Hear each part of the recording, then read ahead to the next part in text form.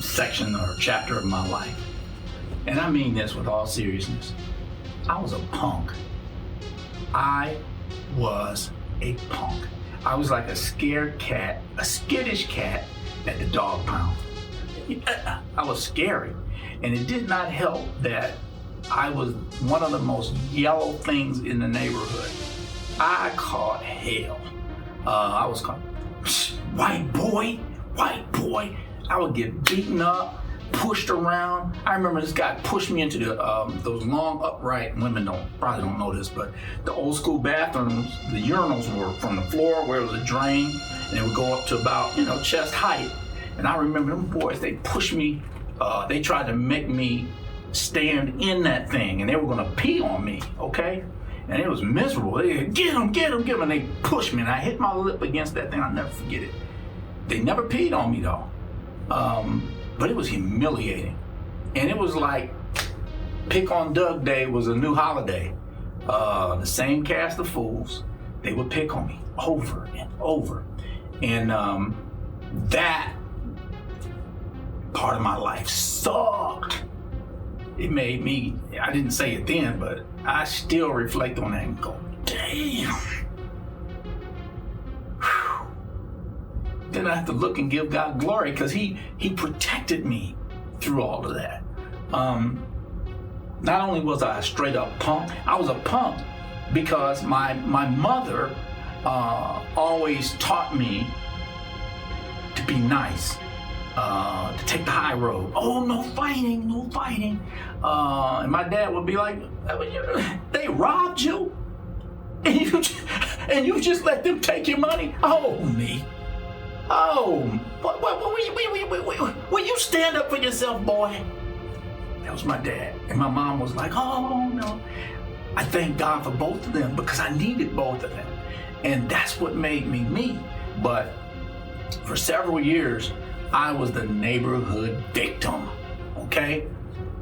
All the thugglum bugs in the neighborhood knew that on Friday, Saturday, Sunday, that little walking victim, his pockets would be on swole.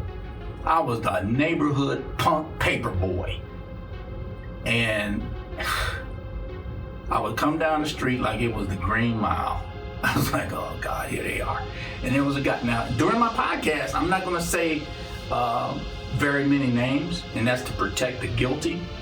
But this dude named Dennis. Now, he's actually some relation to someone to a family that lived on the corner. I think he was their cousin. But that dude was miserable. He was misery to me. I see him, and next thing I know, one time he knocked me down.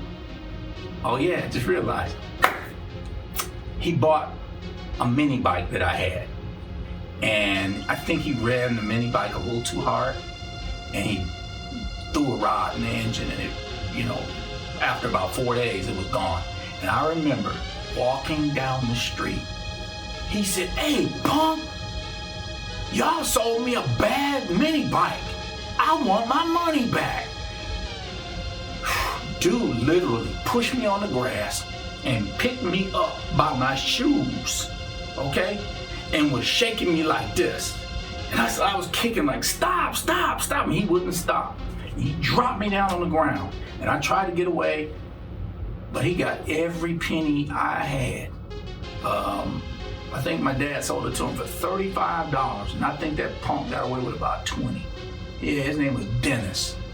Not my brother Dennis, but this was truly my Dennis the Menace punk. Yeah.